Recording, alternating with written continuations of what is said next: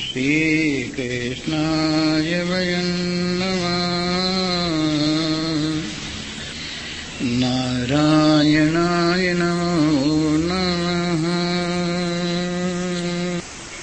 न तस्य कार्यं करणं च विद्यते, न तत्समस्याभ्यतिकश्च दृश्यते।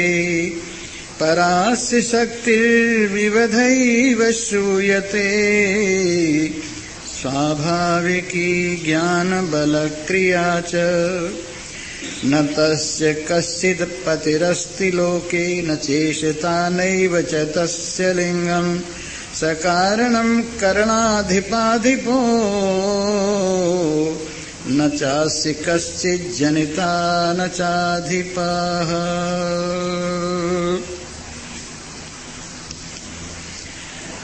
उपस्थित भाग्यवान श्रोता वृंद,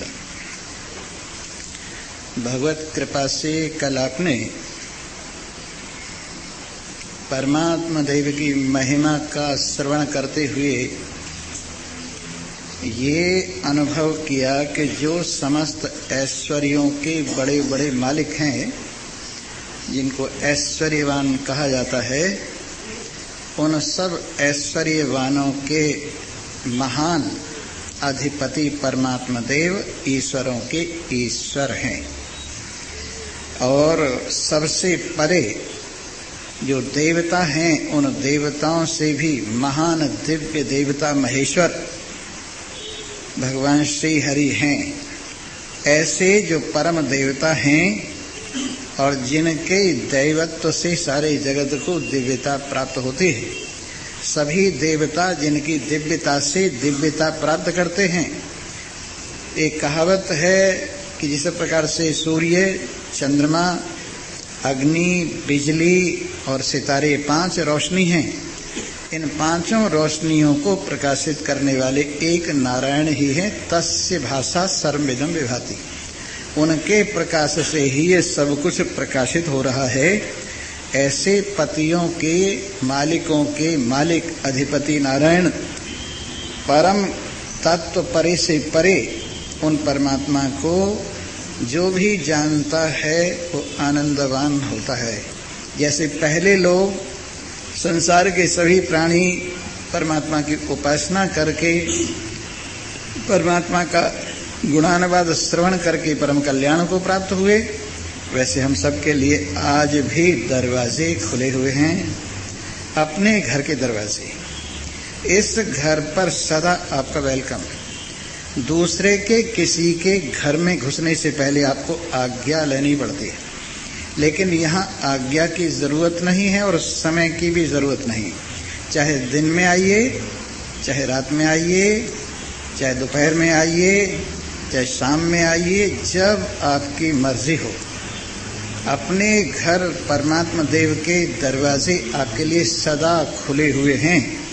और जो इस अपने घर में प्रवेश करके अपने प्रियतम, अपने इष्ट देव परमात्मा से प्यार करता है, वो सारे दुखों से नाम लेते ही छुट्टी पा जाता है।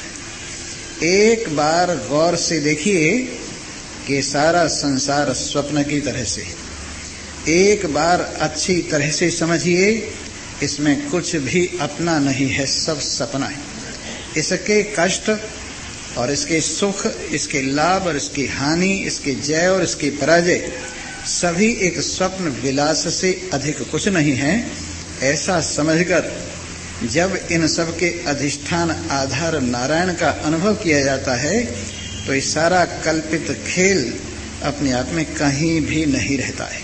जिस प्रकार से कोई सोता हुआ स्वप्न में अनेक प्रकार के अपने कष्टों का अनुभव कर रहा है, जंगल में भटकता फिर रहा है, जंगली जानवरों के द्वारा सताया जा रहा है, भूख प्यास से रगड़ा जा रहा है और तरह तरह से कष्ट उठा रहा है। इतने में उसकी आंखें खुल जाती हैं और आंखें खुलते ही स्वप्न के सारे कष्ट निवृत्त हो जाते हैं।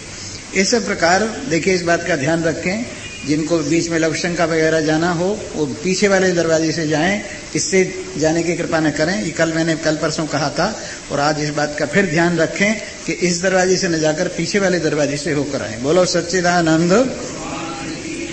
जी हाँ, तो बात चल रही थी ऐसे परमात्मा देव, जरा उनका जैसे कि स्वप्न देखते हुए आंखें खुलती है तो स्वप्न के सारे कष्ट निवृत्त हो जाते हैं, वैसे ही अपने आप की भूल, परमात्मा की भूल संसार को खड़ा करती है। एक फारसी में कहावत है कि संसार क्या है, ये दुनिया क्या है, तो इसके लिए जवाब दिया है अस खुदा गाफिल बूदन। प्रश्न है चीस्त दुनिया, दुनिया क्या है? फारसी में है ये चीस्त दुनिया, दुनिया क्या है? इसका उत्तर है अस खुदा गाफिल बूदन, परमात्मा से गफलत ही, परमात्मा को भूल जाना ही संसार है। जब परमात्मा याद आते हैं तो संसार की निवृत्ति हो जाती है, क्योंकि ये स्वप्न की तरह से हैं। इसलिए ऐसे देव पूरे संसार के ईड्य स्तुत्य, जिनके ज्ञान से, जिनके ध्यान से सारे कष्टों की निवृत्ति हो जाती है, उन परमात्मा को हम अनुभव करते हैं, जानते हैं, उनसे हमारी जान पहचान हो गई है। एक बार जान पहचान हो जाए ना, फिर देखिए क्या हाल होता है।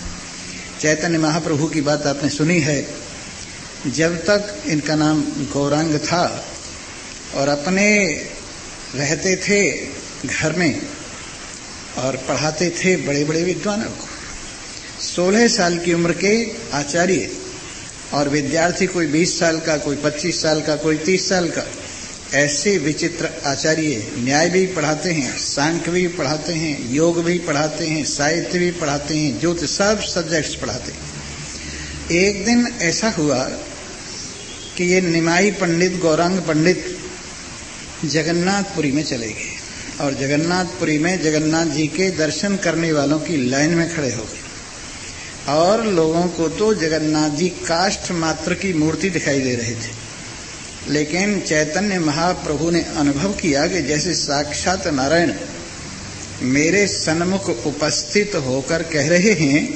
निमाई कब तक अक्षरों से खेलता रहेगा, जब तक अक्षर से अक्षर तत्व को नहीं जाना तब तक इन अक्षरों का कोई लाभ नहीं।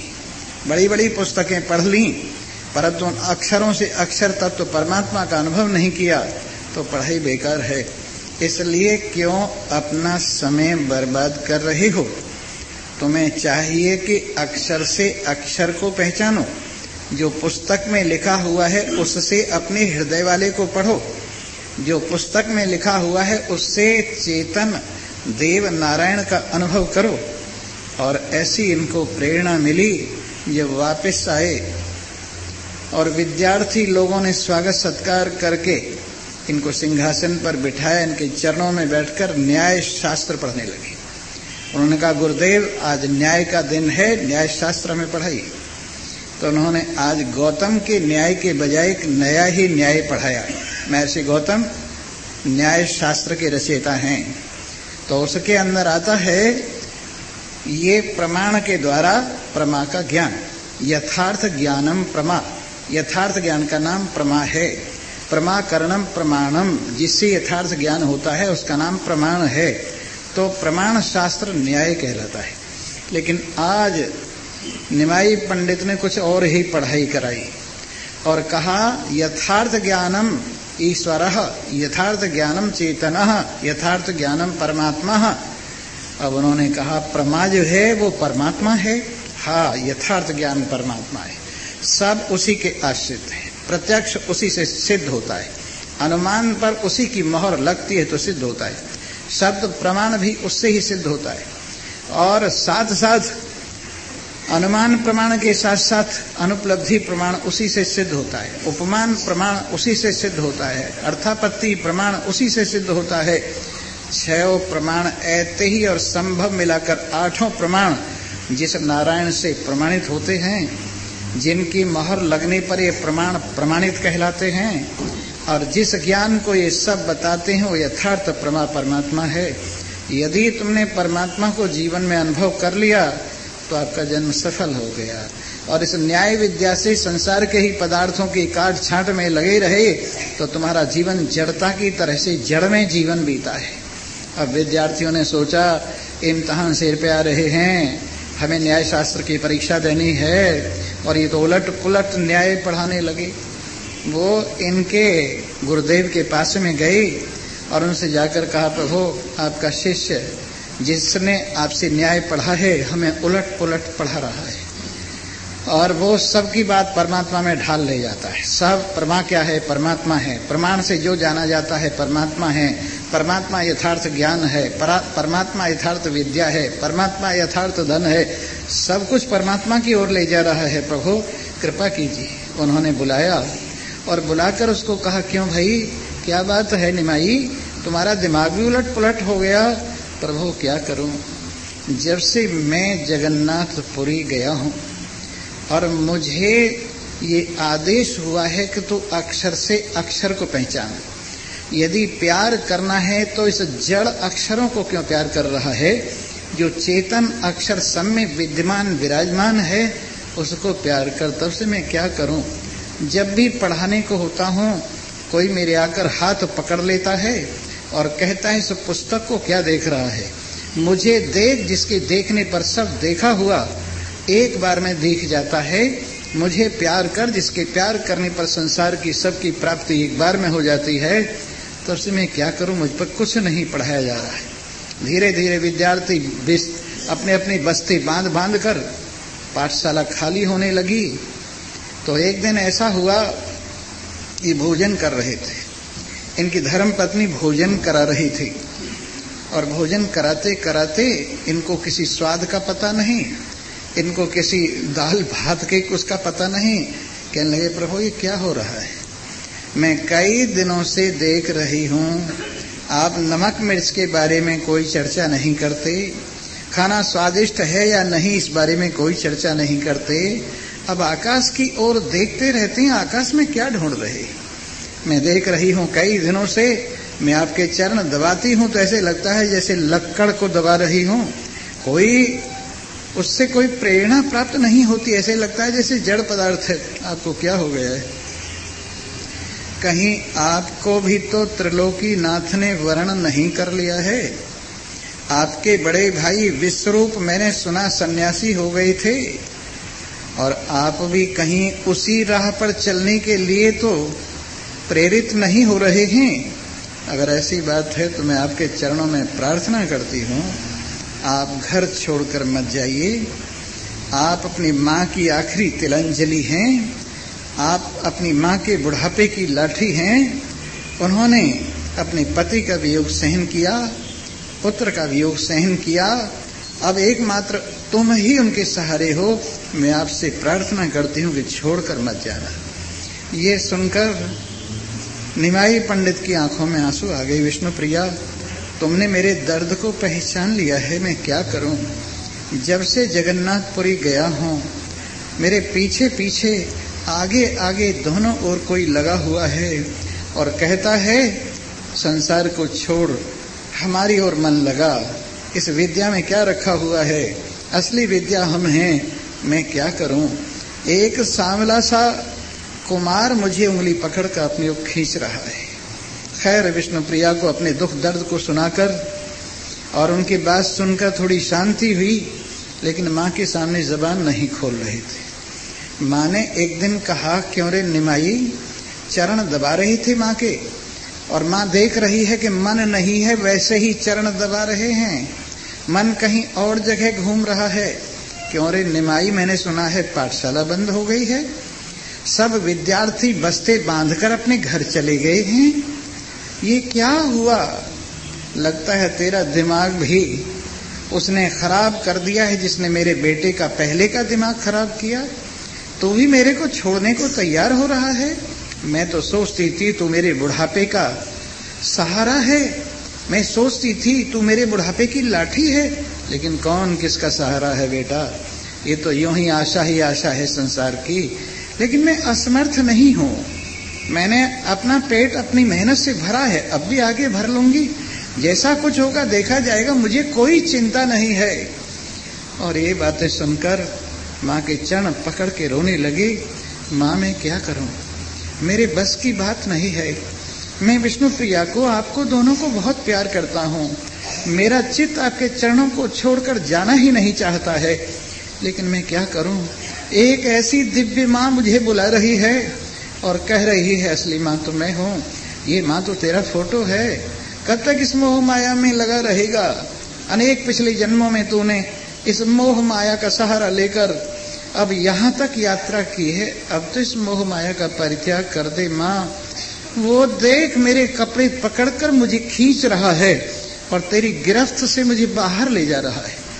ये सुनकर माँ की आंखों में आंसू आ गए। धन्य हूं मैं, मेरे 2 बेटे हुए और दोनों भक्त हुए। मुझे पता चल गया तू सांसारिक व्यक्ति नहीं है। मुझे पता चल गया तू भगवान से प्यार करने के लिए आया है।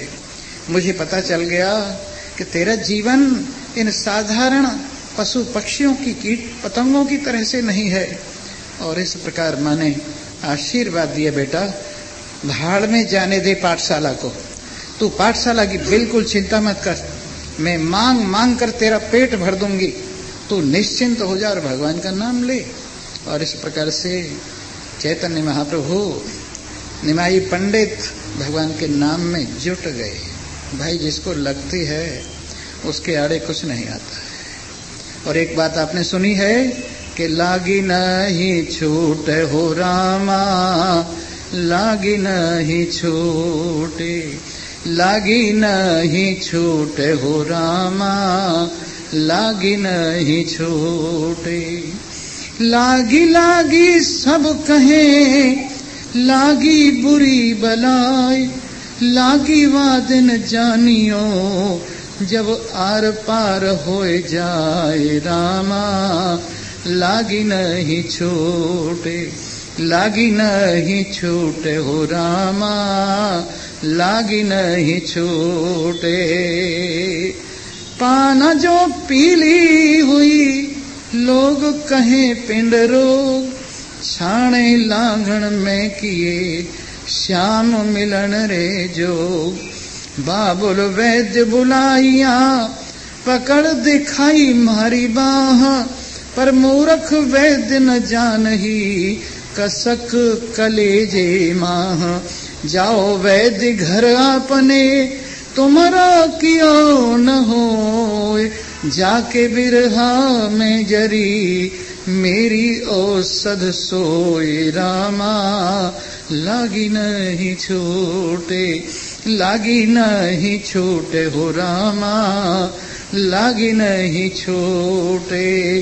कागा सब तन खाइयो, चुन चुन खाइयो मांस, पर दोने नामत खाइयो, मोह श्याम मिलन की आस।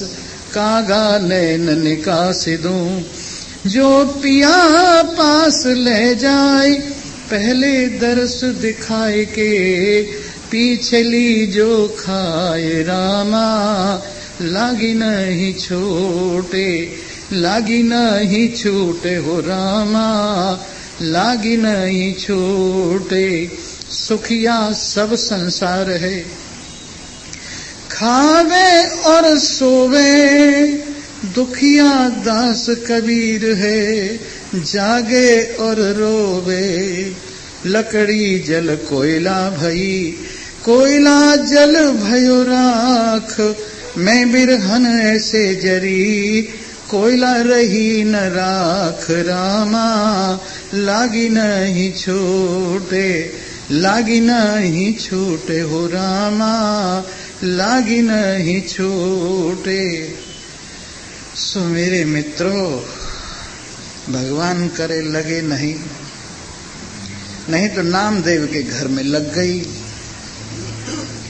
नामदेव का घर धू धू करके जलने लगा। घरवाली कहने लगी, देखो घर में आग लग गई है, जल्दी करो, कुछ ना कुछ सामान उसमें से बाहर निकाल लो, सुरक्षित सामान निकल आएगा। कहने लगे, पागल कहीं की, बड़ी मुश्किल से भगवान अग्नि के रूप में प्रकट हुए, सब बाहर का सामान अंदर डाल दे। सब सामान डलवाते जा रहे हैं और गाते जा रहे हैं, धन्य धन्य मेरे लंबक देव, धन्य धन्य मेरे लंबक देव। लंबी लंबी अग्नि की शिखाओं में सब कुछ डाल दिया, स्वाहा हो गया और चबूतरा बन गया। गाय न बच्ची नींद आवे अच्छी। इतने में एक, आप जानते हैं त्रिलोकीनाथ साकार होने में भी देर नहीं लगती और निराकार होने में भी देर नहीं लगती। तुरंत प्रकट होके कहने लगे, क्यों भगत जी, घर तो तुम्हारा जल गया, अब क्या होगा? कि हो यस वही जो राम रचि राखा, को कर तर्क बढ़ावे शाखा। जो होगा सो देखा जाएगा, जो राम ने रचा है वो होगा। हम बेकार सोच विचार करके चिंताओं में क्यों पड़े? अरे वाह, कमाल है यार। मौसम आ रहा है बरसात का, बच्चों को कहाँ रखोगे? कि हो यस वही जो राम रचि राखा, को कर तर्क बढ़ावे शाखा। अरे वाह, कमाल है। अच्छा, अगर हम तुम्हारा घर बना दें तो? कहने लगे, तुम ठेकेदार हो? कहने लगे, हाँ हम ठेकेदार हैं। जो हमारे लिए अपना घर जला देता है उसको हम नया घर दे देते। वाह, कमाल है। फिर सामान उसके पैसे तो मेरे पास नहीं हैं कि वो सब अपने आप आ जाएगा। और फिर बनाएगा कौन? कि मैं ही बनाऊंगा। मजदूरी वो भी नहीं लूंगा। कमाल है यार। फिर तो मुफ्त में घर बना रहे। बना, वो घर बनाने में लग गए। इधर भगतनी ने रोटियां बनाई, उधार का आटा उधार की दाल लाकर, और दाल तो बन के एक तरफ रखी गई, रोटियां बन रही हैं। एक के ऊपर एक, एक के ऊपर एक, रोटियों की थई पे थई लग गई। उधर से कुत्ता आया और वो जो रोटियां बना बना के रखी जा रही थी उनको उठा के एक मुंह में ही भर के बड़ा सा मुंह कर लिया और सारी रोटियों को उठा कर ले। उधार के आटे की रोटी मजदूर जी की सेवा के लिए जो बनाई जा रही थी उनको तो कुत्ता लेके भाग गया। कहने लगे, भगत जी देखो सत्यानाश हो गया, अब क्या होगा? उधार के आटे की रोटियां लेकर भाग गया कुत्ता। कहने लगे, अच्छा। दाल का पतीला और उठा लिया साथ में और चल दिए। कहने लगे, महाराज रूखी रोटी क्या मजा आएगा, ये दाल भी तो देखो ना, दाल भी खाओ, रोटियां दाल से लगा के खाओ। तो किसी ने कहा, जर्रे जर्रे में है झांकी भगवान की, किसी सूझ वाली आँख ने पहचान की। जर्रे जर्रे में है झांकी भगवान की, किसी सूझ वाली आँख ने पहचान की। नामदेव ने पकाई रोटी, कुत्ते ने उठाई, साथ दाल का कटोरा लिए जा रहे। नाथ रूखी तो न खाओ, साथ दाल भी ले जाओ, क्यों रूप अपना मुझसे छिपा रहे। तूने सकल बना ली है स्वान की, मुझे गोदड़ी उड़ा दी इंसान की। जर्रे जर्रे में है झांकी भगवान की, किसी सूझ वाली आँख ने पहचान की। भगवान प्रकट होकर उनके इष्ट देव के रूप में कहने लगे, मेरे पीछे क्यों पड़ रहा है? कि मैं पीछे पड़ रहा हूं? पीछे तो तू पड़ रहा है। तूने रोटी उठाई, मैं दाल लेके आ रहा हूं। बोल, पीछे तू पड़ रहा है कि मैं पड़ रहा हूं? खैर साहब, घर बन के तैयार हो गया। अड़ोसन पड़ोसन आके कहने लगी, बहन जी कमाल का घर तो बहुत बढ़िया बना है। किसने बनाया है? कि वो हमारे पतिदेव के सगे हैं, कोई उन्होंने बनाया है। कहने लगे, हमारे लिए भी बनवा दोगी? हाँ क्यों नहीं बनवा दूंगी, पहले अपने घरों में आग लगाओ और जो सामान बाहर है वो भी अंदर डाल दो। जब सब कुछ स्वाहा हो जाएगा उसके बाद ये घर बनेगा। कोई अपना घर जला नहीं सका, सामान कोई स्वाहा कर नहीं सका, और अजर अमर अविनाशी घर मिल नहीं सका। मेरे मित्रों, जब लग जाती है, और जिनको लग जाती है उनकी पूछिए मत, उनका क्या हाल होता है वो तो आपने सुन ही लिया है। ऐसे परमात्मा देव, उनकी महिमा जो आज भी क्या सदा एक रस रहती है। वेद कहता है इस विषय में, न तस्य कार्यम करणम च विद्यते। उनको कार्य कुछ नहीं करने में कोई मेहनत नहीं पड़ती। कार्य करने में क्या लगता है, हो जाए सो हो गया। जैसे सोलंकी अब आया है, रोज अभी आता है, पीछे आता है, पता नहीं क्या करता है बुढ़ा आदमी। आना चाहिए सबसे पहले, पर सबसे बाद में आके कुर्सी तोड़ता है। तो चाहिए क्या, इस मामले में पीछे नहीं रहना चाहिए। अब इसने सोचा चलो छोड़ के चला जाता हूँ, साडा की बिगड़ता है, हमारा क्या बिगड़ता है। कहने का तात्पर्य यह है, कथा में पहले जाए और झगड़े में बाद में जाए। झगड़े में पहले नहीं जाना चाहिए, जब झगड़े का फैसला सा होने को हो तब जाए, और कथा में तब जाए, सबसे पहले जाए। क्यों जाए सबसे पहले? उसका अपना लाभ है, जगह अच्छी मिलेगी, सारी बातें सुनने को मिलेंगी। और कथा का जब तक प्रारंभ से अंत तक न सुना जाए तब तक मजा नहीं आता। कोई न सुने तो अब हमारा क्या फर्क पड़ता है? गंगा बह रही है, कोई पानी पिए न पिए, हवा चल रही है, कोई श्वास लेवे या न लेवे। इसी तरह से सूरज धूप दे रहा है, कोई धूप लेवे या न लेवे, और कोई गुस्से में टर होके भाग जाए तो उसकी मर्जी की बात है। हाँ? तो इस प्रकार से बात चल रही थी। परमात्मा देव, उनका कोई कार्य नहीं, निकम्मे है, सब तुम्हारे कार्य कर रहे हैं। सब किसके काम कर रहे हैं? भगवान जी हमारे ही काम कर रहे हैं, और हम अपने आप उनका कोई काम नहीं है। एक दफा ऐसा हुआ, एक राजा था, उसकी संतान नहीं थी, तो उसने सोचा भाई किसको संतान लेना चाहिए, गोद लेना चाहिए। तो एक लड़का वहां को घूम रहा था, उस लड़के को देख के बड़े प्रसन्न हुए, कहने लगे वाह वाह मजा है, इस लड़के को गोद लेना चाहिए। तो उन्होंने उस लड़के को कहा, भाई तुम्हारा नाम क्या है? कि मेरा नाम धर्म सिंह है। और तुम्हारे पिताजी का क्या नाम है? उनका नाम करम सिंह है। तो इस तरह से हम धर्म सिंह के बेटे करम सिंह हैं। और आज ही वाह, धन्य हो महाराज। बेटा तुम अपने पिता को लाओ बुला के। ले आए। करम सिंह जी, हम आपके बेटे को गोद लेना चाहते हैं, हम राजा हैं, इसको राजा बनाएंगे। कि ये तो मेरा सौभाग्य है, मेरा बेटा राजा बनेगा। जब वो ले जाने को हुए तो लड़का कहने लगा, मैं कोई बिस्तरा हूं कि एक ने लिया और एक उठा के चल दिया? अरे अगर तुम लेना चाहते हो तो मेरे को भी तो पूछो कुछ। हाँ बेटा तुम भी बताओ।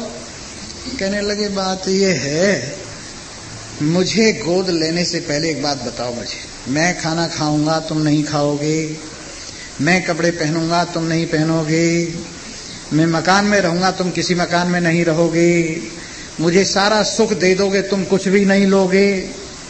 कहने लगे, भाई ये तो बड़ा मुश्किल काम है, मैं भी खाना खाऊंगा तुम्हें भी खिलाऊंगा, और मैं भी मकान में रहूंगा तुम्हें भी रखूंगा, सुख सुविधाएं मैं भी लूंगा तुम्हें भी भोगवाऊंगा।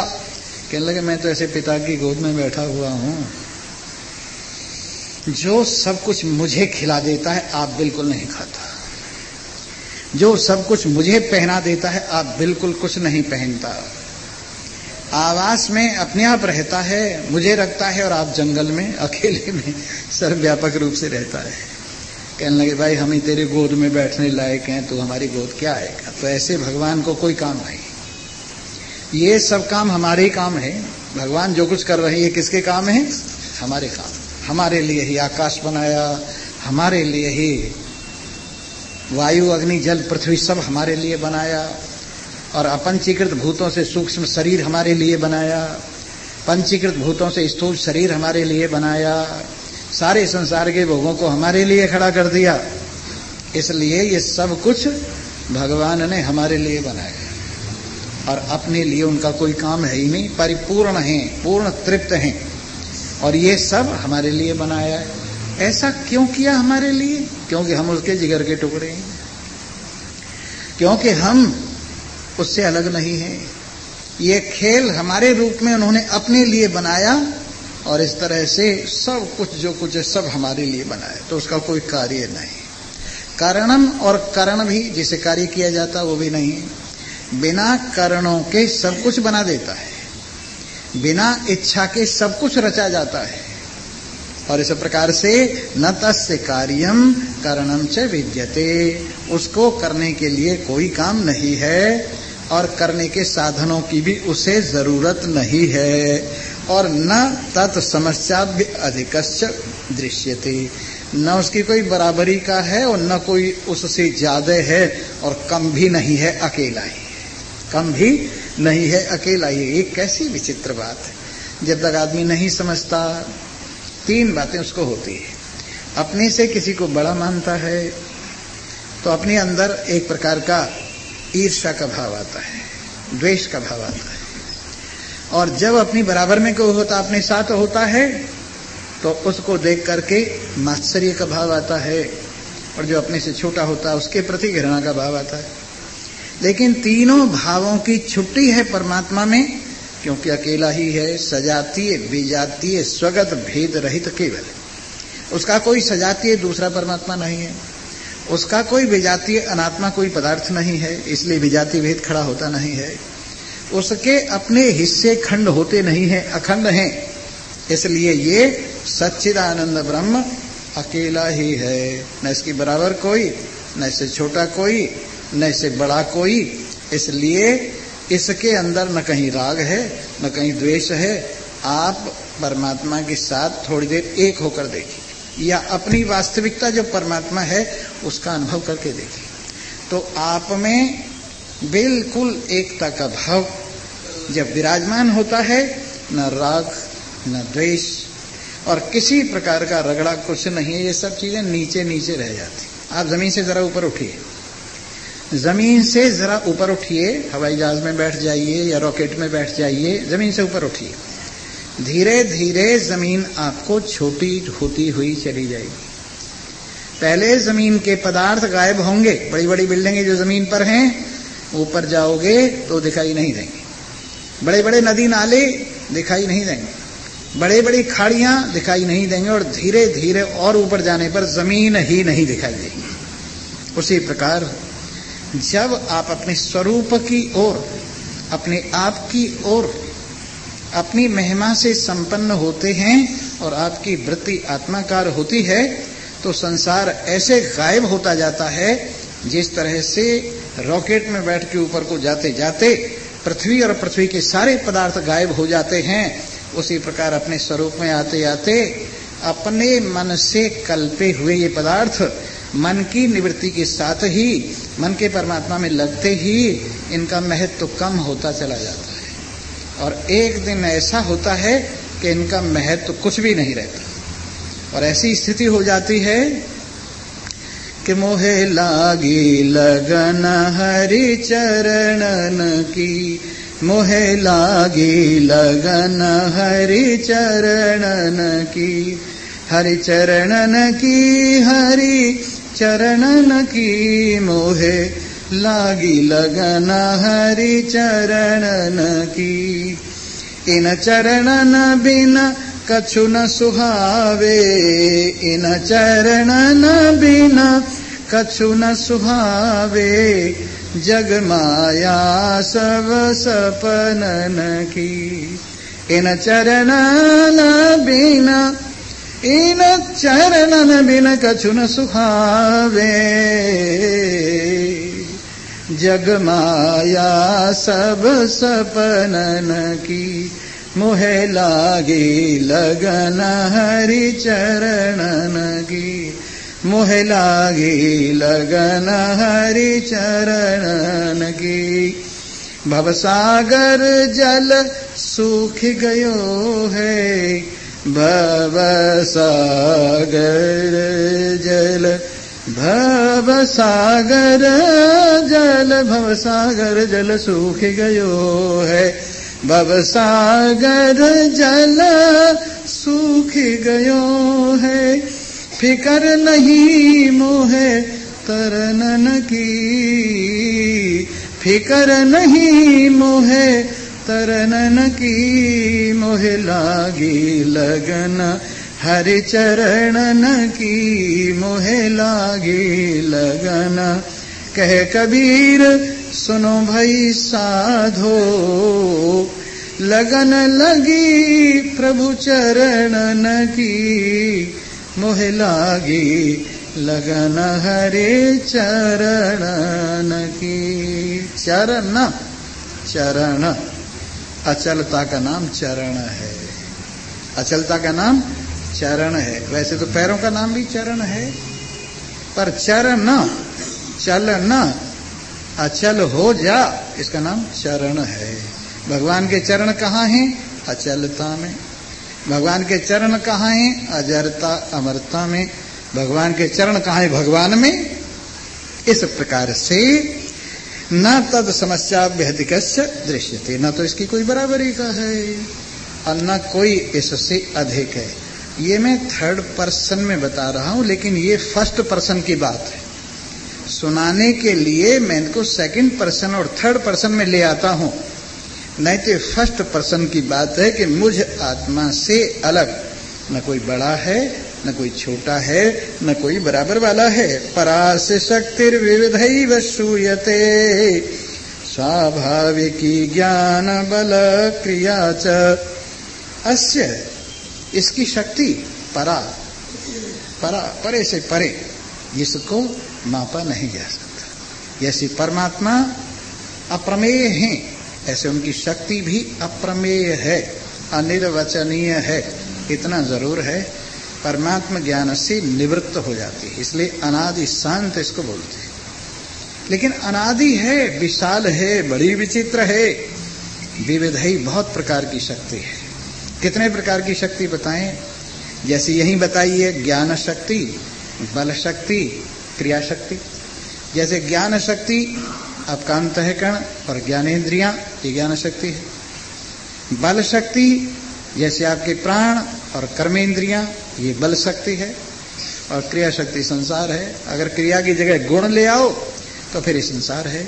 इस प्रकार से सब उन्हीं की शक्ति है। काल भी उनकी शक्ति है, कर्म भी उनकी शक्ति है, सूरज चांद सितारे भी उनकी शक्ति हैं, सब कुछ उनकी शक्ति है। एक पर्दा खोलिए, सब कुछ उसी में। मन का पर्दा खुलते ही सब कुछ परमात्मा कांक्षा का जो कल्पित है, एको हम बहुत श्यामा, एको हम बहुत प्रजायेय, ये उनकी शक्ति है, सामर्थ्य है। जब भी पर्दा खुलता है तो इसके अंदर विविध प्रकार के, अनेक प्रकार की शक्तियां जागृत हो जाती हैं। ऐसा नहीं है कि एक अब जगेगी, कल को जगेगी, परसों को जगेगी। परमात्मा ने संसार कितने दिन में बनाया? परमात्मा ने संसार कितने दिन में बनाया? कोई कहते हैं 7 दिन में बनाया, क्योंकि 7 दिन का एक हफ्ता होता है, इसलिए 7 दिन में बनाया। एक कहने लगा नहीं यार, एक पक्ष में बनाया 15 दिन लगे। दूसरा कहने लगा नहीं 1 महीना लगा। तीसरा कहने लगा नहीं उत्तरायण दक्षिणायन, ऐसे 6-6 महीने में रात दिन बनाई है उसने। वस्तुतः ही बात नहीं है, एक क्षण की बात है। सब कुछ एक क्षण में ही भासने लगा है। प्रमाता प्रमाण प्रमेय, ज्ञाता ज्ञान गे, ध्याता ध्यान धे, ये सारी त्रिपुटियां एक क्षण में ही, जैसे स्वप्न का बाप और बेटा एक साथ पैदा होते हैं। स्वप्न के जैसे बेटे को बाप ने गोद में उठा रखा है और दोनों एक साथ दिखाई दिए हैं, कहने को ही नहीं, वास्तव में बाप कहाँ और बेटा का जब एक साथ पैदा हुए। एक साथ दिखाई देने से, क्षण में दिखाई देने से बाप बेटा पना हमने कल्प लिया है, अन्यथा तो न बाप है न बेटा है, एक साथ ही दोनों हुए। उसी प्रकार कारण और कार्य, ये भी हमारी कल्पना है, अन्यथा इसमें कारण और कार्य दोनों ही कल्पित और एक ही क्षण में भास रहे। कारणता भी उसी क्षण में है और कार्यता भी उसी क्षण में है। ऐसे परमात्मा देव, जिनकी ये अद्भुत विचित्र शक्ति है और अनेक प्रकार की वेद शास्त्रों में इसको सुना जाता है, स्वाभाविक ही स्वभाव से ही परमात्मा में रहते, कहीं से लाते नहीं। क्यों स्वामी जी भगवान श्री कृष्ण को योगी कहते हैं? उन्होंने योग कहाँ से सीखा? उन्होंने योग की सिद्धियां कहाँ से प्राप्त की? तो उन्हें मालूम होना चाहिए वो वैसे योगी नहीं है। सीख कर किसी से सीखा हो ऐसा नहीं है, सीखे सिखाए आए हैं। सब कुछ शक्तियां सामर्थ्य साथ लेकर आए हैं। यही उनकी ईश्वरता है, ये उनका अवतार है। सारी शक्तियां उनके साथ आती हैं, कुछ सीखते साखते नहीं। इसलिए भगवान तो स्वाभाविक योगी हैं, अपने आप से स्वभाव से ही जुड़े हुए हैं और हम मेहनत और परिश्रम करके जुड़ पाते। इस प्रकार भगवान की शक्ति स्वाभाविक है, जिसमें ज्ञान बल क्रिया सब कुछ निवास करती है। उन परमात्मा का हमें निरंतर अपने साथ योग अनुभव करना चाहिए। इन्हीं शब्दों के साथ धन्यवाद है। अब एक भजन सुनाते हैं और आप लोग भजन सुन के अपने अपने घर चले जाइए।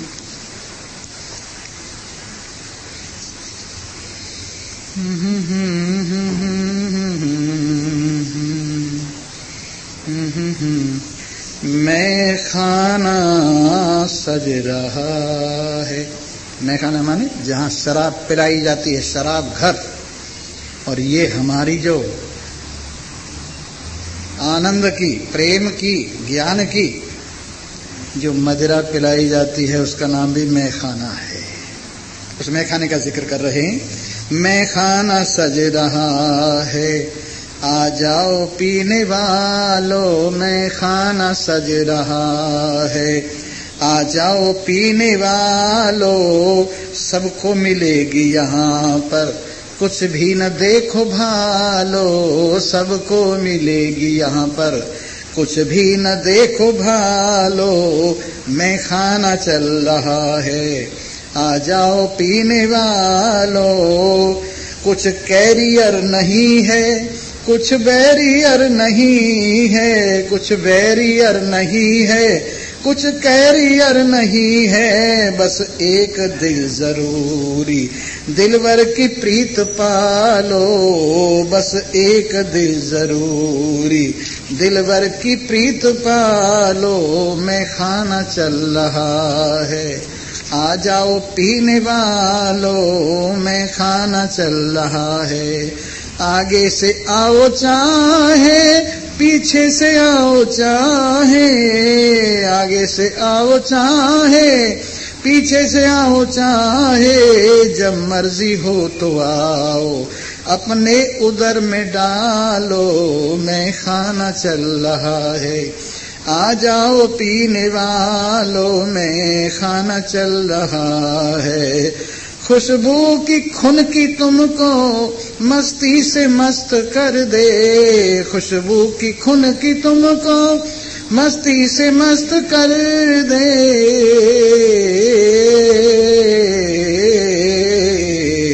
ये यहाँ मिलेगी मर्जी, ये यहाँ मिलेगी मर्जी, पी लो या खा लो, मैं खाना चल रहा है। यहाँ अपनी मैं की मैं है, पी करके खुद की मस्ती, यहाँ अपनी मैं की मैं है, पी करके खुद की मस्ती, और थोड़ी सी जिंदगी है, बाकी यहाँ निकालो, थोड़ी सी जिंदगी है, बाकी यहाँ निकालो, मैं खाना चल रहा है, आ जाओ पीने वालों, मैं खाना चल रहा है। अरमान रह न जाए, एक बार आके देखो, अरमान रह न जाए, एक बार आके देखो, साकी पिला रहा है, पी जाओ भाग्यों वालों, साकी पिला रहा है, पी जाओ भाग्यों वालों, मैं खाना चल रहा है, पी जाओ पीने वालों। क्या सोचते हो आगा, पीछा भी कुछ न रहेगा, जो आज पी रहे हैं पीते रहेंगे सालों, मैं खाना चल रहा है, आ जाओ पीने वालों, सबको मिलेगी यहाँ पर कुछ भी न देखो भालो, मैं खाना चल रहा है। सर्वे भवन्तु सुखिनः, सर्वे सन्तु निरामया, सर्वे भद्राणि पश्यन्तु, मा कश्चित् दुःखभाग् भवेत्। ओम शांति शांति शांति। हरि ओम।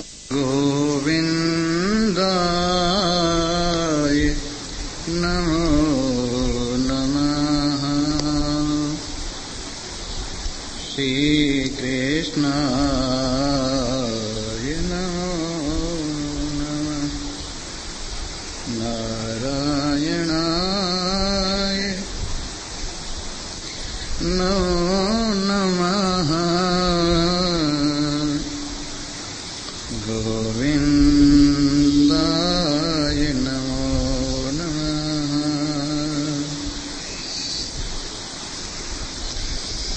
न तस्य कश्चित् पतिरस्ति लोके, न चेशिता नैव च तस्य लिङ्गम्, सकारणानां करणाधिपाधिको, न चास्य कश्चित् जनिता न चाधिपः।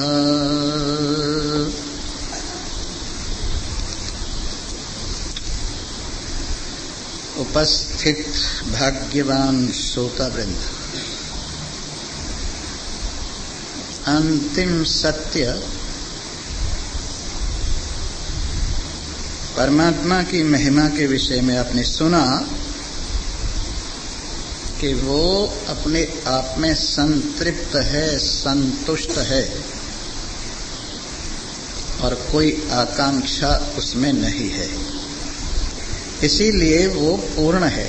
रोज हम बोलते हैं मंगलाचरण में देवावशिष्यते, परमात्मा देव परिपूर्ण है, पूर्णमदः।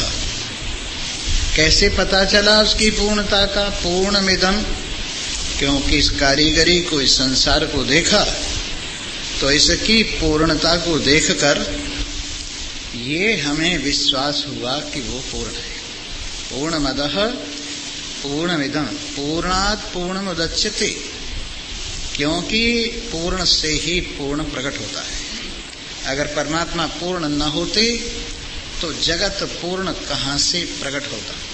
इसलिए जगत की परिपूर्णता आपने देखा ही है किस प्रकार से यहाँ पर नियम और कानून, विज्ञान पढ़ते पढ़ते अभी चल ही रहा है, पढ़ ही रहा है, पर उसके नियम और उसके कानूनों को कोई इधर उधर नहीं कर सकता। हर वस्तु के अपने धर्म, स्वभाव, गुण जो कुछ जैसे हैं वो वैसे ही सुनिश्चित हैं। और कितनी विशालता है। एक कान के बारे में, कान का स्पेशलिस्ट ये नहीं कह सकता कि मैं कान के बारे में पूरा जानता हूँ। त्वचा के बारे में एक त्वचा का स्पेशलिस्ट ये नहीं कह सकता कि मैं त्वचा के बारे में पूरा जानता हूँ। आँख के बारे में एक आँख का विशेषज्ञ ये नहीं कह सकता कि मैं आँख के बारे में पूरा जानता हूँ। उसी तरह से रसना और नासिका के बारे में भी कोई पूर्णता का दावा नहीं कर सकता कि मैं परिपूर्ण रूप से जानता हूँ। और तो और एक पसीने की भी बूंद की व्याख्या करने लगे तो उस पसीने की बूंद की भी व्याख्या नहीं हो सकती। कितना ये विचित्र खेल है। लगता तो है जैसे शरीर में ये साधारण सी चीजें हैं, पर एक के बिना शरीर समाप्त हो जाता है। ये 7 धातु में से कोई धातु ले लीजिए, अगर शरीर में से मल पूर्ण रूप से निकल जाए तो शरीर समाप्त हो जाता है। शरीर में से मूत्र पूर्ण रूप से निकल जाए तो शरीर समाप्त हो जाता है। शरीर में से रुधिर पूर्ण रूप से निकल जाए तो शरीर समाप्त हो जाता है। शरीर में से मांस यदि पूरा निकल जाए तो शरीर समाप्त हो जाता है। शरीर की चमड़ी 100% उतारती जाए तो शरीर समाप्त हो जाता है। शरीर का मज्जा अगर पूरा निकल जाए तो शरीर समाप्त हो जाता है। देखिए कितनी पूर्णता है 7 धातुओं की अपनी अपनी जगह पर। इस प्रकार से परमात्मा का ये पूर्ण खेल एक छोटी सी चीज में भी इतना पूर्ण है कि वहां उसका ही पार नहीं पाया जा सकता। अगर एक आदमी परमाणु की ठीक तरह से जांच कर लेवे कि परमाणु में क्या है तो सारे ब्रह्मांड को जानने वाला हो जाता है। इसलिए एक परमाणु का ज्ञान भी यहाँ असंभव है।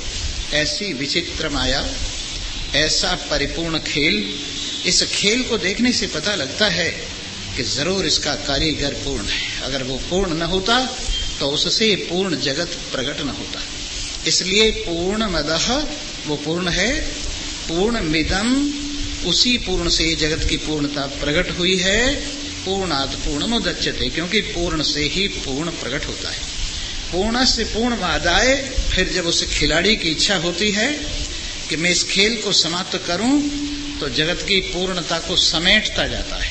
पृथ्वी की पूर्णता जल में समा जाती है, जल की पूर्णता अग्नि में चली जाती है, अग्नि वायु और वायु आकाश में चला जाता है, और आकाश अहंकार, अहंकार महतत्व में चला जाता है, महतत्व प्रकृति और प्रकृति पुरुष में जाकर शांत हो जाती है। इस प्रकार सारी पूर्णता को अपनी परिपूर्णता में वापस करके पूर्णमेवावशिष्यते, पूर्ण ही शेष रह जाता है। इसलिए ग्रंथ साहब में एक बात है, आदि पूर्ण, मध्य पूर्ण, अंत पूर्ण परमेश्वर है। आदि में भी वही पूर्ण है, जगत के रूप में विराजमान हुआ भी वही पूर्ण है, जगत की निवृत्ति पर शेष वही पूर्ण रह जाएगा। इस प्रकार परिपूर्ण नारायण उसको कोई करने के लिए काम नहीं है, लेकिन फिर भी उसका खेल कैसा विचित्र है। हम देखते हैं 3 तरह का संसार है। एक तो वो है जिसको हम प्रयोजन से चलाते हैं, हमारा कोई प्रयोजन होता है, उसमें हम लोग उस संसार में काम करते हैं प्रयोजन को लेकर। एक होता है प्रयोजन न होना, प्रयोजन नहीं है हम उससे हट जाते हैं। तो प्रयोजन पूर्वक संसार में हमारी स्थिति और प्रयोजन रहित हमारी अनुपस्थिति, ये सब जगह देखी जा सकती है। लेकिन ये बताइए, क्रिकेट के खेल में आपका क्या प्रयोजन है? ये जो क्रिकेट का खेल रोजाना देखते हैं, इसमें आपका क्या प्रयोजन है? आपसे पूछा जाए ये क्रिकेट किस लिए है, तो आप कहेंगे खेल के लिए है। और खेल में जीत हो जाती है, वो क्या होता है? तुम इतने प्रसन्न होते हो हमारी जीत हो गई, क्या है? खेल ही है। तो देखिए खेल कितना महत्व वाला है। वैसे ही ये संसार भगवान का खेल है, लेकिन बड़ा महत्व वाला है। इसकी जीत और इसका हार अपने आप में बड़ी महिमा रखता है। इसकी प्राप्ति और इसकी अप्राप्ति अपने आप में बड़ी महिमा रखती है। इसलिए भगवान का संसार के बनाने में कोई प्रयोजन नहीं है, केवल ये उनकी लीला है। और वेदांत में सूत्र भी एक आता है, लीलावत्तु लोक कैवल लोकवत्तु लीला कैवल्यम। जैसे कि कोई संसार में खेल खेलता है, उस खेल से कोई प्रयोजन सिद्ध नहीं होता, बस खेल के लिए खेल है। वैसे ही भगवान के लिए, नारायण के लिए ये खेल खेल के लिए खेल है, इसमें उनका कोई प्रयोजन सिद्ध नहीं होता। ऐसा नहीं कि संसार के बनाए बिना उनके बाल बच्चे बिना ब्याहे बैठे हैं, संसार के बनाए बिना उनका मकान दुकान पूरा नहीं हो रहा है, ऐसा कुछ नहीं। और ज्ञानवान के लिए भी यही है, ज्ञानवान का कोई प्रयोजन नहीं है, उसके लिए संसार एक खेल मात्र है। और खेल की तरह से ही हार को समझता है, खेल की तरह से ही जीत को समझता है, और खेल की तरह से ही संसार को देखता है। समझदारों के लिए खेल है और ना समझों के लिए जेल है। संसार समझदारों के लिए खेल है और ना समझों के लिए जेल है। जिसने अच्छी तरह से समझा है उसके लिए तो ये तमाशा है। और यहाँ तक कहते हैं ये सारी दुनिया मेरा तमाशा है, सारी दुनिया मेरा तमाशा है। और कहाँ से आया? मुझसे आया है। मैंने आंख खोली जगत बन गया, मैंने आंख बंद की जगत निबट गया। जब मैंने आंख खोली, जब मेरे मन का ख्याल हुआ तो संसार प्रकट हो गया, और जब मन का ख्याल निवृत्त हुआ तो अपने में सिमट आया। इस तरह से नारायण को कोई कार्य जगत के बनाने में सिद्ध नहीं होता। इसलिए न तस्य कार्यम करणम च विद्यते।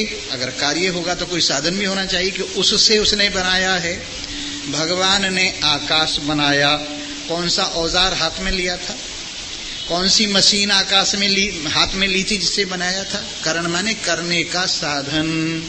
जिस तरह से कुम्हार होता है, वो अपने चाक से, चक्का जो होता है उससे बर्तन बनाता है, तो ये उसका करण हुआ। और डंडे से घुमाता है, ये भी उसका करण हुआ। लेकिन परमात्मा के पास कौन सा ऐसा करण है जिससे आकाश बनाता है? कोई करण है उसके सिवाय? अकेला तो है वो। इसलिए बनाने के लिए उसके पास कोई करण भी नहीं है, और कार्य भी बनाने में उनको कोई प्रयोजन नहीं, कोई मेहनत नहीं, कोई परिश्रम नहीं, यूं ही हो गया है। एको हम बहु प्रजायेय। जैसे स्वप्न में दृष्टा की दृष्टि ही पसर कर अनेक रूप धारण कर लेती है, वैसे यहाँ भी संसार भी स्वप्न से ज्यादा और कुछ भी नहीं है। और कैसा स्वप्न है? मोह निशा सब सोवनहारा, देखें स्वप्न अनेक प्रकारा, एहि निसि जामिनी जागहे जोगी, परमार्थ पर पंच वियोगी। ये संसार क्या है? मोह की रात्रि का स्वप्न है, इससे ज्यादा और कुछ नहीं। वैसे ना समझ लोग इसको बहुत महत्व देते हैं और इसलिए दुखी हैं। जितना जितना संसार को महत्व कोई देगा, जितना जितना इससे संबंध बढ़ाएगा, उतना ही दुखी होगा। संसार में संबंध से दुख है। एक लड़के का एक्सीडेंट हो गया, किसी ने आके कहा कि एक लड़के का एक्सीडेंट हो गया जी, ये तो रोज होता रहता है, पर वो तुम्हारे पड़ोस का था, कहीं का ऐसा सुना गया है कि अच्छा, तो दुख का इंजेक्शन लगना शुरू। कहने लगे वो उस गली में और इतने नंबर के घर वाला था, कहने लगे वो घर तो हमारा ही है, और इंजेक्शन लगा तगड़ा, और पता लगा मेरा ही लड़का था, पछाड़ खा के गिर गया। पहले तो कह रहा था यूं तो होता ही रहता है, जैसे जैसे संबंध गहराता गया वैसे दुख भी गहराता गया। इसलिए सारे दुख का कारण क्या है? संसार को महत्व देना और संसार से अपना संबंध गहरा करना। आपने सुना है सबसे पहला कष्ट है अस्मिता, बल्कि अविद्या। 5 क्लेशों में, 5 कष्टों में सबसे पहला अविद्या, दूसरा है अस्मिता, तीसरा है राग, चौथा है द्वेष, और पांचवा है अभिनिवेश। ये 5 क्लेश। इनमें अविद्या क्या है?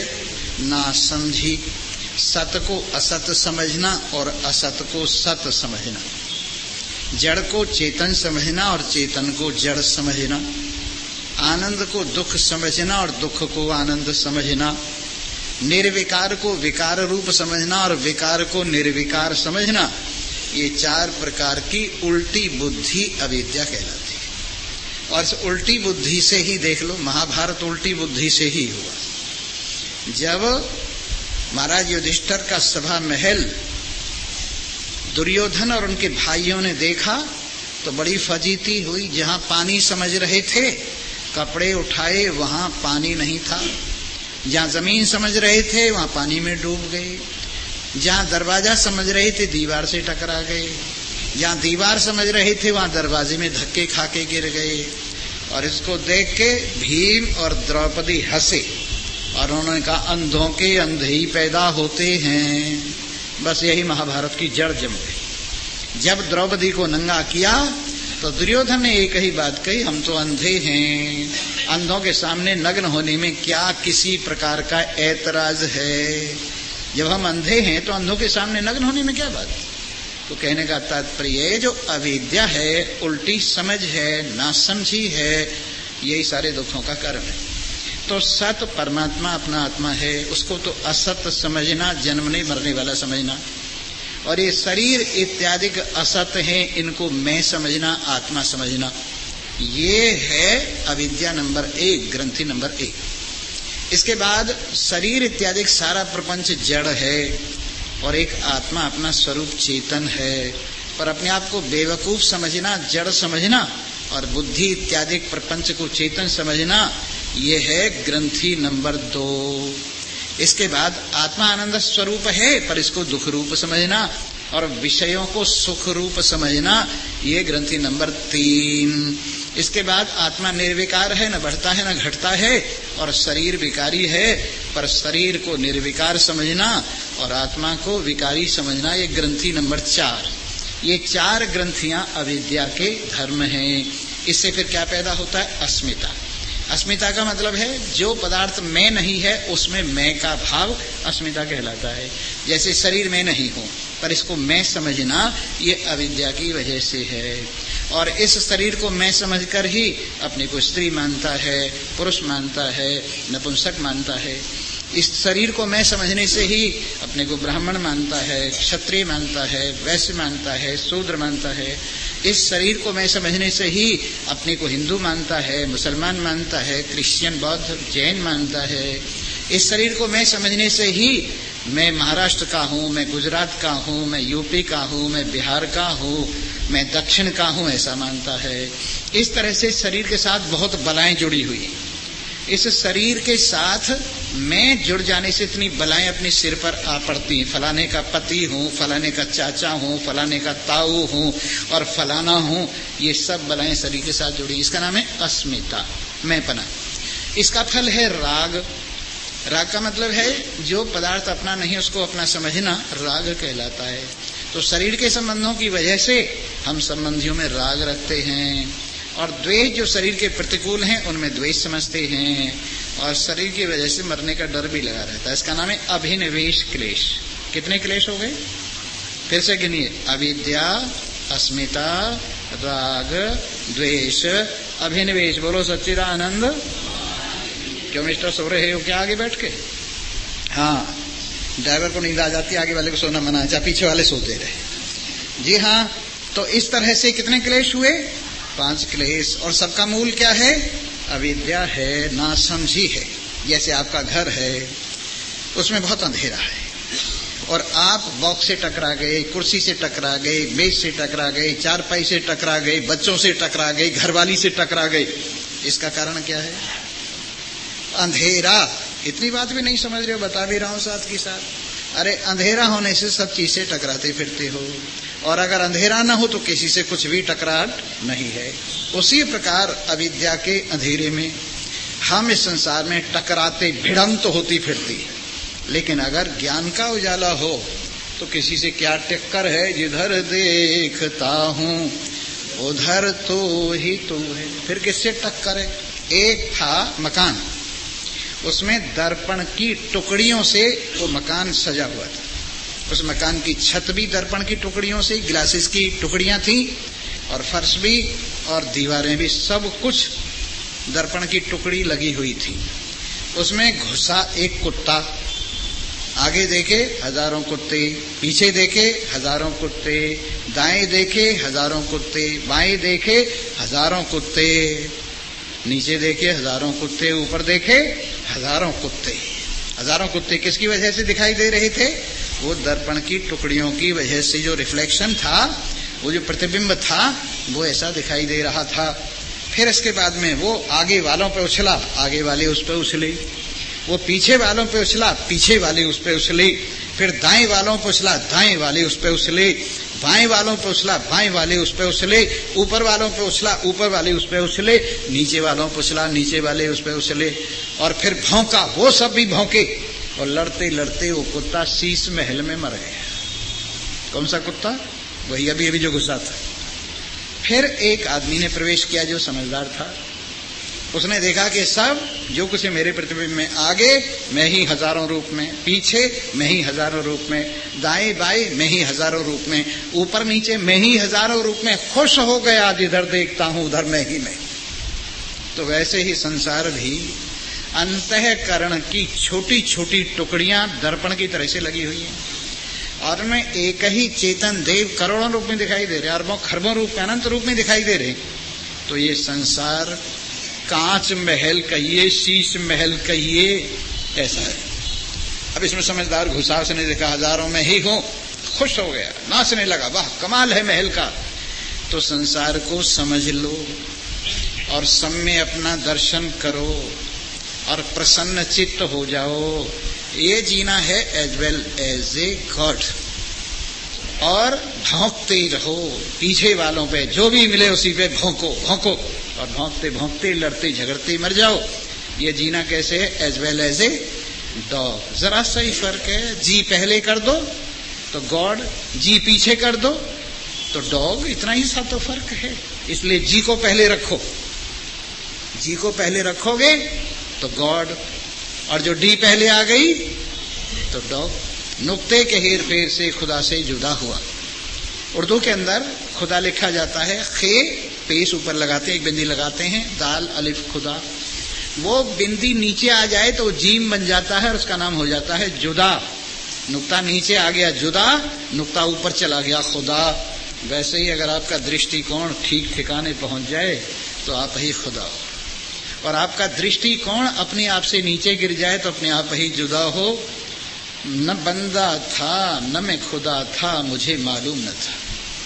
न मैं बंदा था न मैं खुदा था, मुझे मालूम न था। दोनों इल्लत से जुदा था, मुझे मालूम न था। न मैं बंदा था न मैं खुदा था। खुदा के साथ बंदा जुड़ता है, बंदे के साथ खुदा जुड़ता है, पर जब अकेला ही पन है तो कहाँ का खुदा और कहाँ का बंदा। न मैं बंदा था न मैं खुदा था, मुझे मालूम न था। दोनों इल्लत से जुदा था, मुझे मालूम न था। जब मैं न थी तो खुदा होता, और मैं न होती तो खुदा होता। डुबोया मुझको होने ने ईगो ने, जो खुदा से अलग कर दी। डुबोया मुझको होने ने, न मैं होती तो क्या होता। अगर ये मैं न बनी होती तो चैन ही चैन था। ये जो मैं है, ईगो है, नासमझी है, सीमित मैं है, शरीर को मानने वाली मैं, कि मैं शरीर हूं, शरीर के धर्मों को मानने वाली मैं के धर्म मेरे, और फिर इसके साथ राग द्वेष इत्यादि, ये सब कष्ट अविद्या की वजह से है। और अगर अविद्या दूर हो जाए और सब में एक नारायण का अनुभव किया जाए, जगत के स्वप्न से उठ करके देखा जाए कि सब अकेला ही स्वप्न देखने वाला ही है, दूसरा और कुछ भी नहीं है, तो कहाँ की लड़ाई, कहाँ के झगड़े। अरे सार सार तो संतों ने पी लिया और बाकी लोग मट्ठे पे लठ बजा रहे। मट्ठा जानते हो ना, छाछ। सार क्या है? मक्खन। वो क्या है? परमात्मा। और छाछ क्या है? दुनिया का धन दौलत। ये छाछ है, इसके ऊपर झगड़े हो रहे हैं। और सार सार सार सार संतों ने ग्रहण कर लिया और असार पर लोग झगड़ते फिर रहे। इसलिए सार को ग्रहण करो। अरे सार को ग्रहण करने वाले कैसे होते? स्वामी विवेकानंद, इनका पहले नरेंद्र नाम था जब तक सन्यास नहीं लिया था। बड़े अच्छे पढ़े लिखे एमए पास थे और एक बहुत अच्छे घराने के थे।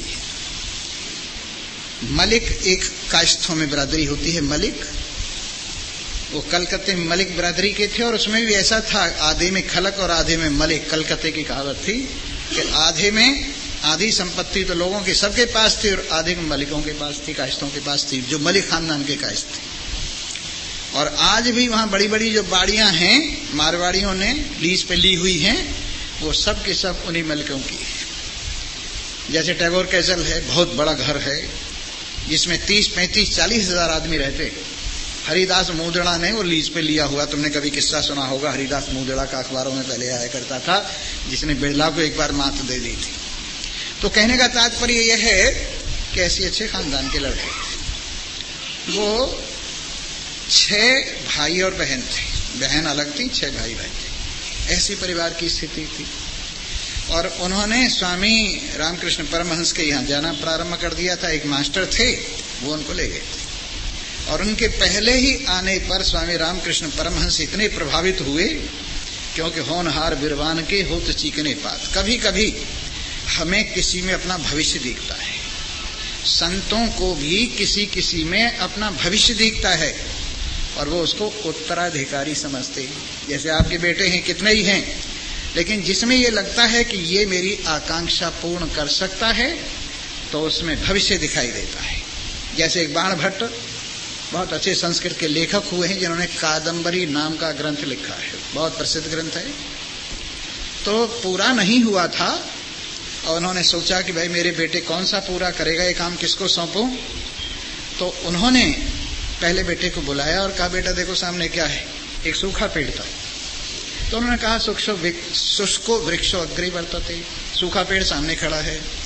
फिर छोटे बेटे से पूछा, बेटा सामने क्या है? तो उन्होंने कहा, नीरस तरवर विलसत्यग्रे, आगे नीरस रस रहित वृक्ष शोभायमान है।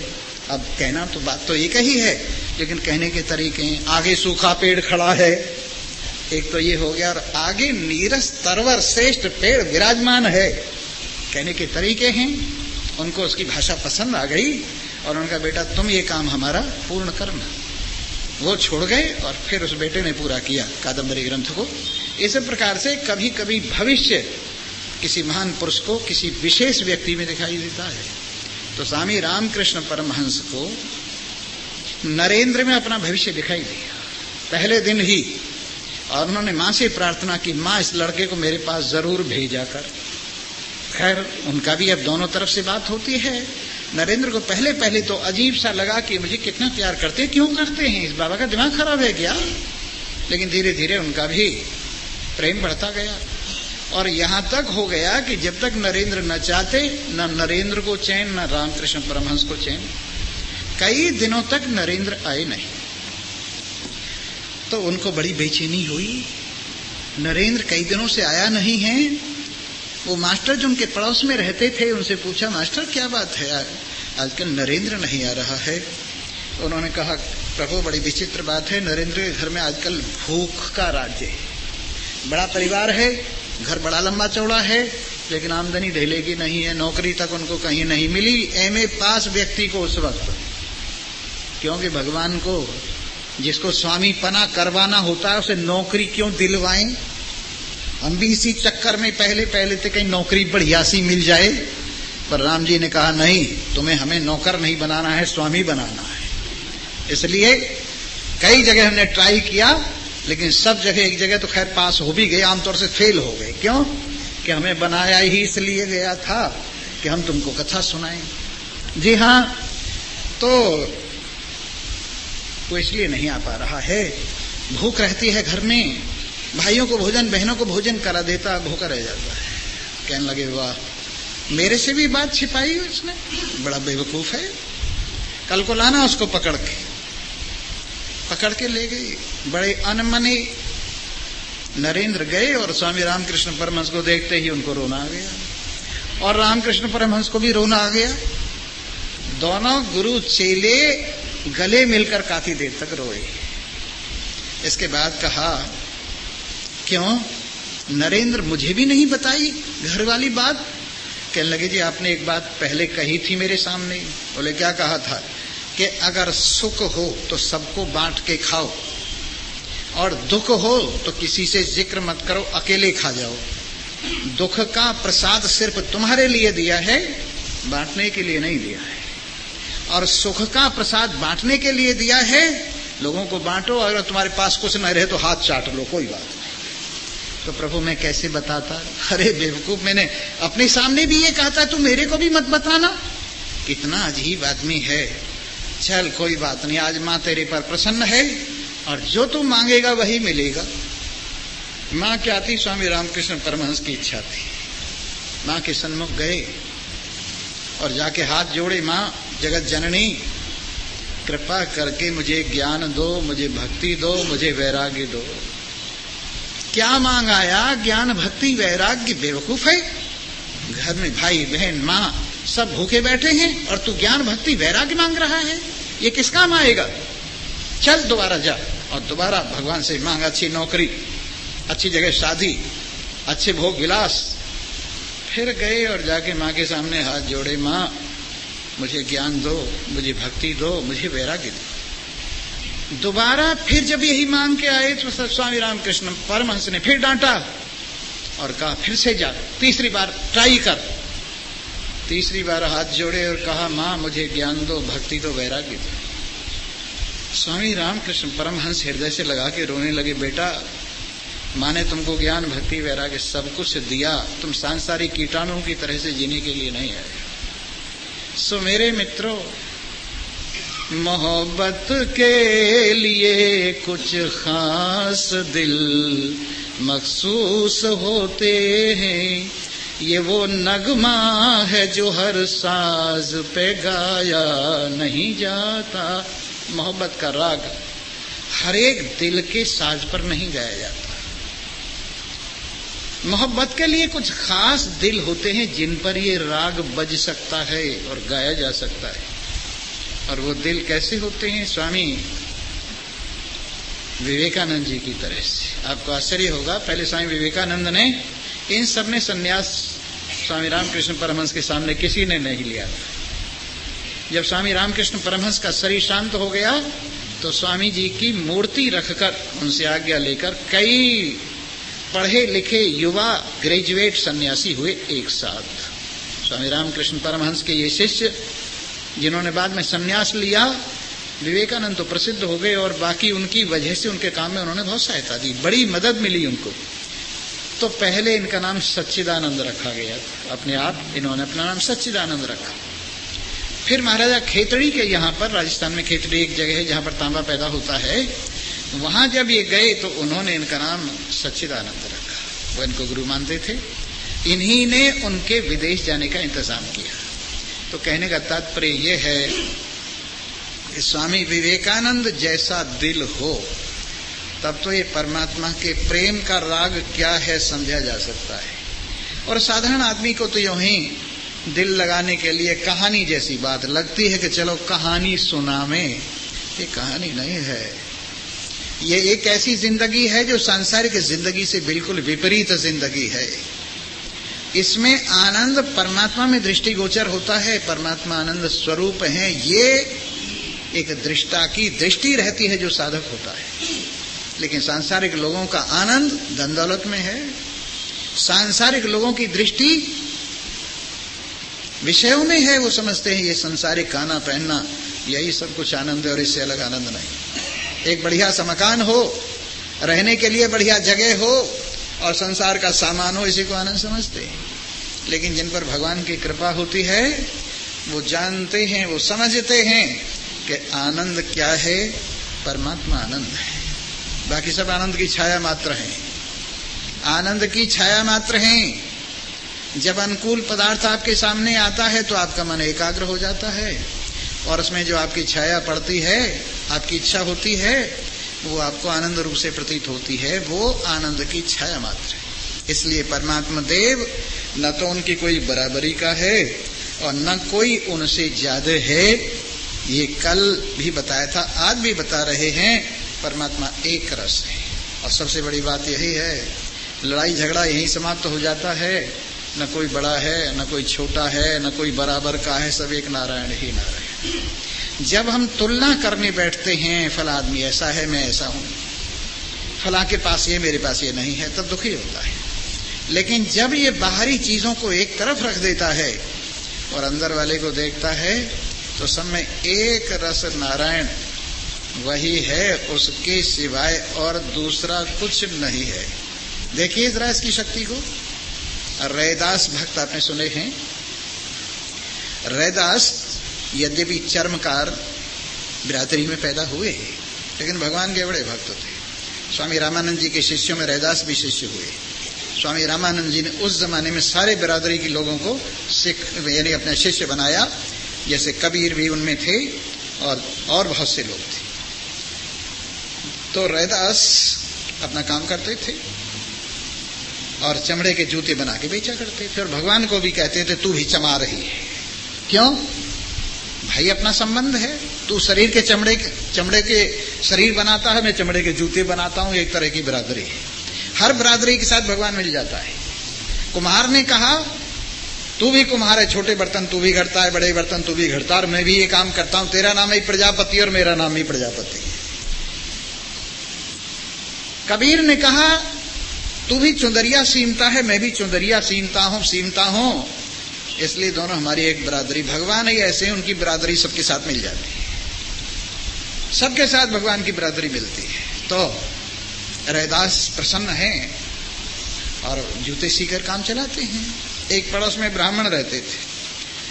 कहने लगे भाई रैदास, हमारा विचार गंगा नहाने का है, गंगा नहाने जा रहे हैं, तुम भी साथ चलो। कहने लगे पंडित जी मेरे पास तो फुर्सत नहीं है, गरीब आदमी हूं और जैसे तैसे करके गुजारा होता है।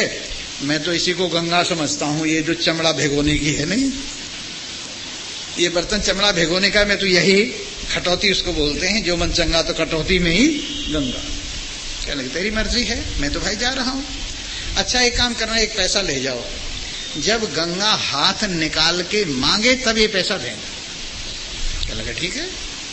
हरिद्वार आए, उन्होंने हर की पौड़ी पे गंगा स्नान किया और जितना बन सका दान पुण्य किया। अब एक पैसे की याद नहीं रही, पर बाद में याद आई, ओहो रैदास का एक पैसा तो रह गया। गंगा माई को हाथ जोड़े, गंगा माई यूं नहीं देने का, अगर तुम अपना हाथ बाहर निकालो तब तो मैं रैदास का पैसा तुम्हें दे सकता हूं, नहीं तो नहीं।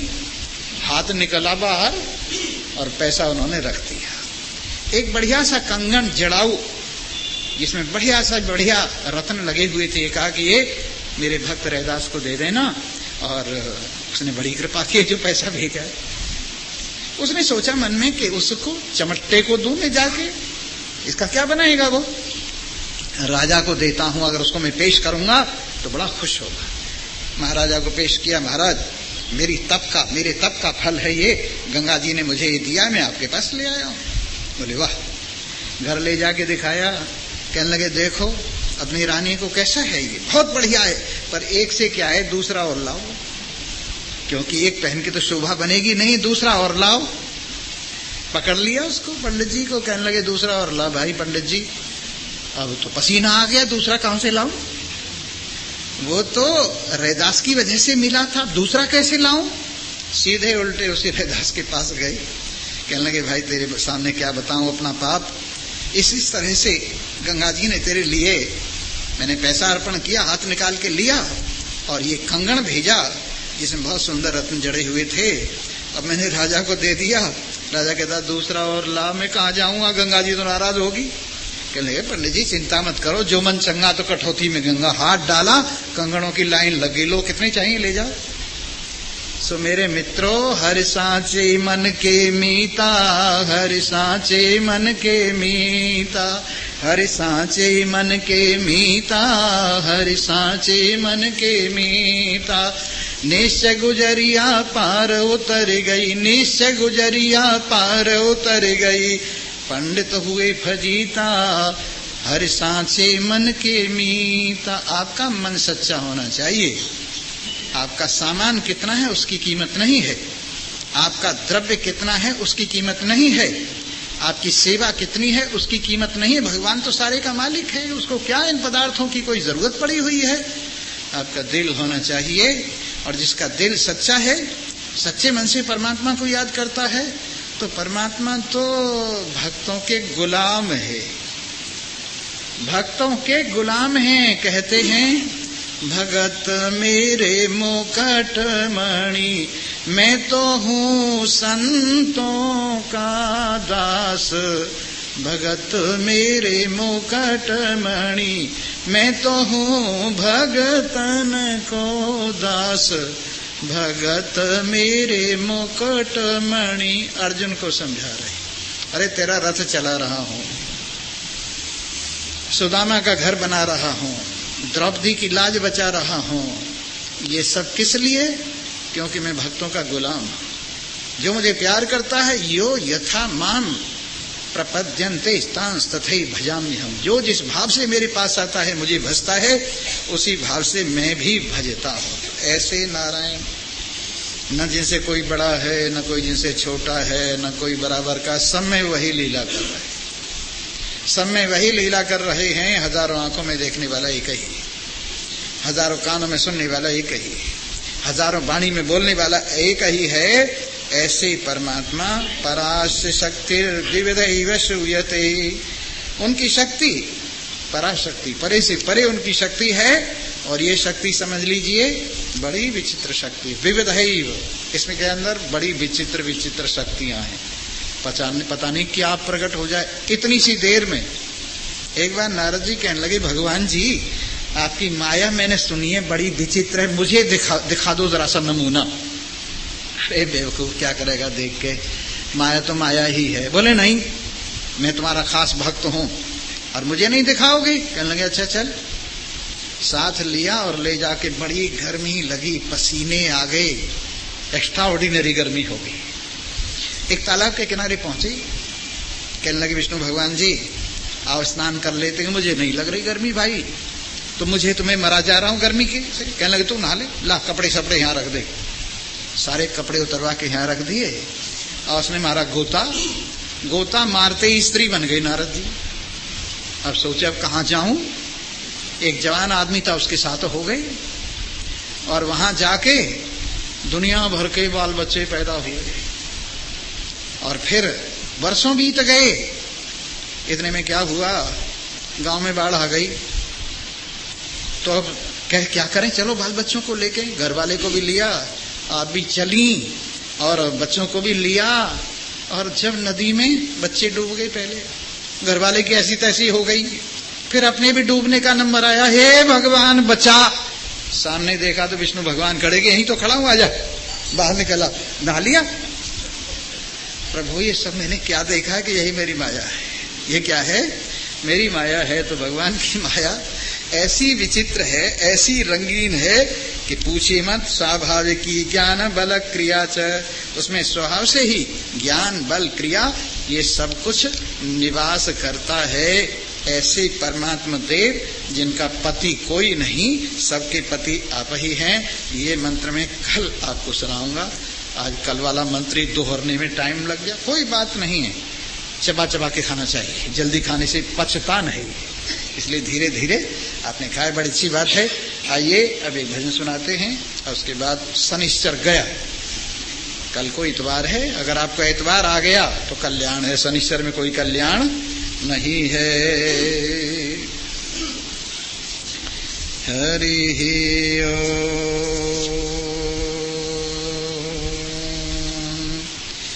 वहाँ डेरा जमाया मेरी जान, जहाँ कोई नहीं जाता।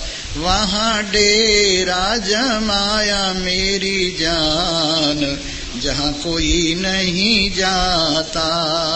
नेत नेत सब वेद बताते देते अद्भुत ज्ञान। नेत नेत सब वेद बताते देते अद्भुत ज्ञान। जाते जाते लय हो जाते, जाते जाते लय हो जाते चांद सितारे भानु, जहाँ कोई नहीं जाता। वहाँ डेरा जमाया मेरी जान, जहाँ कोई नहीं जाता। मनन किसी का मन नहीं करता, जिससे मन का ध्यान। और नाक कान और वाणी सब ही वर्णन में अनजान, जहाँ कोई नहीं जाता। वहाँ डेरा जमाया मेरी जान, जहाँ कोई नहीं जाता। पीछा करके तुम क्या लोगी पाना कठिन महान। तन का मन का भोजन करके, तन का मन का भोजन करके रह जाए सुनसान, जहाँ कोई नहीं जाता। वहाँ डेरा जमाया मेरी जान, जहाँ कोई नहीं जाता। पवन गमन जहाँ नहीं सहेली, अग्नि बुझे सचमान। और कर्म कर्म फल नीचे रह जाए, कर्म कर्म फल नीचे रह जाए, नीचा है अभिमान, जहाँ कोई नहीं जाता। वहाँ डेरा जमाया मेरी जान, जहाँ कोई नहीं जाता। माता पिता गुरु नहीं चेला, माया की संतान। नाम रूप का भोग लगाता, नाम रूप का भोग लगाता, काल है दाल समान, जहाँ कोई नहीं जाता। वहाँ डेरा जमाया मेरी जान, जहाँ कोई नहीं जाता। ब्रह्मा विष्णु महेश की चटनी, गुण सब्जी परमान। तर्क वितर्क डूबते जिसमें नहीं होता अनुमान, जहाँ कोई नहीं जाता। वहाँ डेरा जमाया मेरी जान, जहाँ कोई नहीं जाता। सर्वे भवन्तु सुखिनः, सर्वे सन्तु निरामया, सर्वे भद्राणि पश्यन्तु, मा कश्चित् दुःखभाग् भवेत्। ओम शांति शांति शांति। बोलो सच्चिदानंद भगवान की।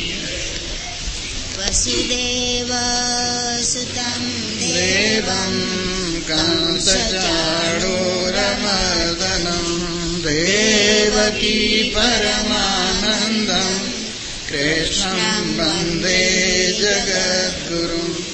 ओम पूर्णमदः पूर्णमिदं पूर्णात् पूर्णमुदच्यते पूर्णस्य पूर्णमादाय पूर्णमेवावशिष्यते।